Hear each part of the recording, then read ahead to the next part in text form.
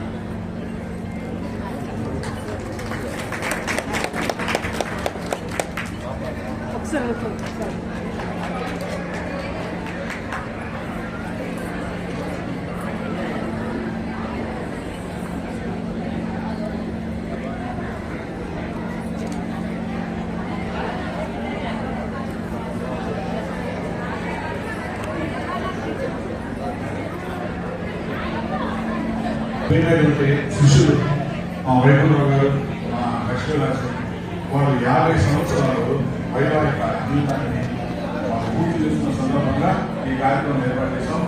ఇందులో మన ప్రీతమ నాయకులు మనకందరికీ అభిమాని అయినటువంటి ధర్మ ప్రసాదరావు గారిని వచ్చి వారిని అభినందించాలి అని నేను రిక్వెస్ట్ చేస్తున్నా. మీదగా రావడం జరిగింది. నిజానికి ఆయన ఆరోగ్యం బాగలేదు, మొదటి సెలవు ఎక్కించుకున్నారని తెలిసింది. కానీ కేవలం అధికారుల మాట వల్ల వారిని ఆయన అభినందించాలనే ఉద్దేశంతో చాలా సమర్థిస్తూనే వారు వచ్చారు. నేను కూడా ఈరోజు హైదరాబాద్ నుంచి కేవలం వాళ్ళ గురించే వచ్చాను, రేపు వెళ్ళిపోతాను. ఈ సందర్భంగా వారిని ఆశీర్వదిస్తూ వారిని అభినందిస్తూ 2 విషయాలు వారు మాట్లాడాలని కోరుతున్నాను. దయచేసి నా మీద నా ప్రేమతో, నా మీద గౌరవంతో గౌరవనీయులు గురువులు సూర్యబాబు గారు, నేను 50 వసంతాల వివాహిత జీవితాన్ని పూర్తి చేసుకుని మనందరి పెద్దవాళ్ళ ఆశీస్సులు, మనందరి శుభాకాంక్షలు అందుకున్నటువంటి స్నేహితుల సోదరుల ఇది ఒక కుటుంబం సంతోషంగా జరుపుకుంటున్నటువంటి ఫంక్షన్. ఇది వేరే సందర్భాలు ఇక్కడ మాట్లాడటం అంత ఉచితం కాదని నేను భావిస్తూనే, అయితే ఎంతమంది ప్రముఖుల్ని ఒక చోట కలుసుకునే అవకాశం సర్వసాధారణంగా రాదు.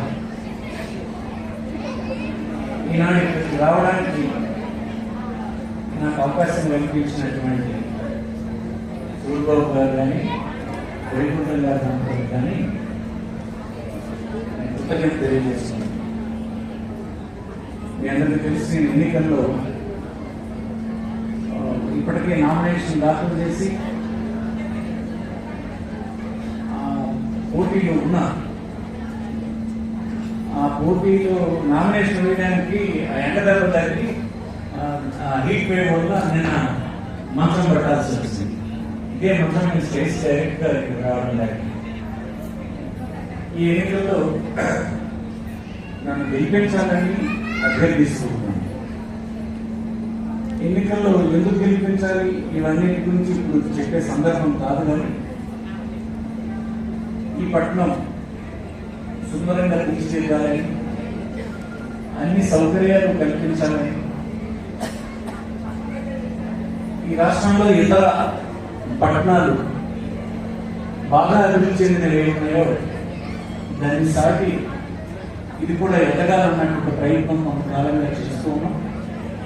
కొన్ని ఫలించాయి, కొన్ని ఇంకా పైప్ లైన్లో ఉన్నాయి, ఇంక కొన్ని ప్రారంభించవచ్చు కూడా ఉన్నాయి. అవన్నీ పూర్తి చేయడానికి ఇంకొకసారి ఎన్నికల్లో ఉంటున్నాను అనే విషయం మీ అందరికీ మనం చేస్తూ, ఎన్నికలు 13వ తేదీన జరగబోతున్నాయి. వచ్చే నెల 13న మీరు మీ స్నేహితులకు బంధువులకి నా తరఫున ఒక మాట చెప్పాలని, అందరికీ నేను పరిచయం ఉండకపోవచ్చు, పరిచయం ఉన్నటువంటి వారు ఒక మాట, కనీసం నా గురించి తెలిసినటువంటి వారు ఒక మాట చెప్పడం ద్వారా ఈ ఎన్నికల్లో గెలుపొందగలరని నేను నమ్ముకుంటున్నప్పుడు ఆ పద్ధతినే మీ సహకారం నేను కోరుతూ ఉన్నాను. అనేక సార్లు ఈ కార్యక్రమాల్లో మీరు పాల్గొన్నప్పుడు కొంతమందికి పరిచయం అయ్యాను, కొంతమందికి ఇంకా పరిచయం లేదు. ఈ సందర్భంగా వారిని కూడా కలవచ్చని సూర్యబాబు గారు ఈ అవకాశం ఇస్తే నేను తీసుకున్నా. ఇది ఎందుకంటే ఎక్కువ ఈ సందర్భంలో మాట్లాడడం ఇష్టం కాదని భావిస్తూ నమస్కారం.